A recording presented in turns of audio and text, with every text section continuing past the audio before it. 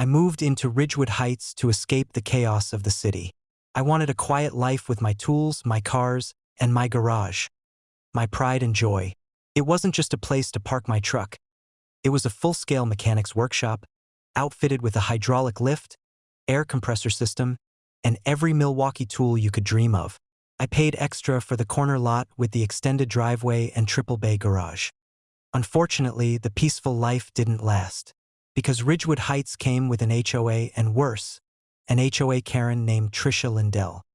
Trisha was exactly what you'd expect. Highlighter yellow visor, clipboard glued to her arm, and a glare sharp enough to cut sheet metal. She was the self-appointed parking czar of the neighborhood, and she had it out for me from day one. Why? Because I used my garage. God forbid someone works on a vehicle within view of a tulip garden. At first, it was warnings taped to my door. Excessive mechanical activity violates the Ridgewood Visual Harmony Ordinance. Garage doors must remain closed unless entering or exiting. Then it escalated.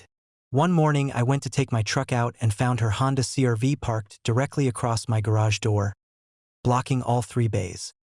At first, I thought it was an accident. Maybe she was helping a neighbor.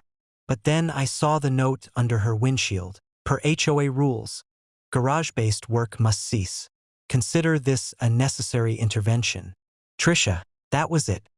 What Trisha didn't know, or forgot, was that I run a forklift repair business from a separate commercial property, and I had just trailered my backup machine home for maintenance. So, I took a breath, drank my coffee, and rolled the forklift down the driveway. Neighbors started coming out. A few raised their phones. I waved politely and lifted Trisha's CR-V like a stack of cardboard boxes. It wasn't even hard. Those little SUVs weigh less than my work van. Slowly, carefully, I rotated the forks, lifted her car over the garage, and gently placed it on top of the flat roof above the center bay, right between the HVAC vent and the chimney. I even centered it because I'm not a monster. Then I texted her a picture. 10 minutes later, Trisha came stomping down the cul-de-sac in yoga pants and fury, yelling like I'd keyed her car.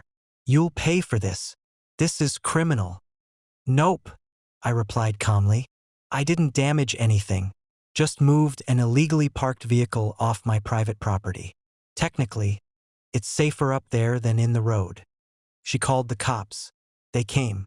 I showed them the footage from my security cameras, her parking, the note, the forklift maneuver. The officer tried not to laugh. "You want to press charges?" he asked her. "For what?" she screamed. For humiliating me?"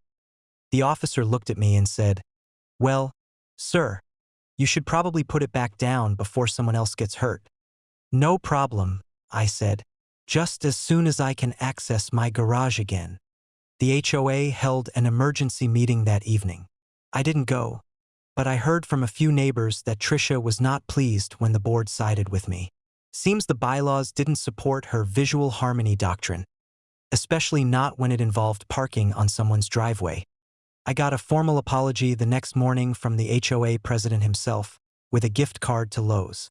Trisha, meanwhile, lost her parking privileges for 90 days and was strongly encouraged to step down from her parking task force. She now walks past my driveway with her eyes fixed straight ahead. And me? I still fix up cars in my garage, doors wide open. The forklift sits nearby, just in case anyone else forgets which side of the concrete they're allowed to stand on. Moral of the story? If you block a mechanic's garage, don't be surprised when your car ends up somewhere with a better view.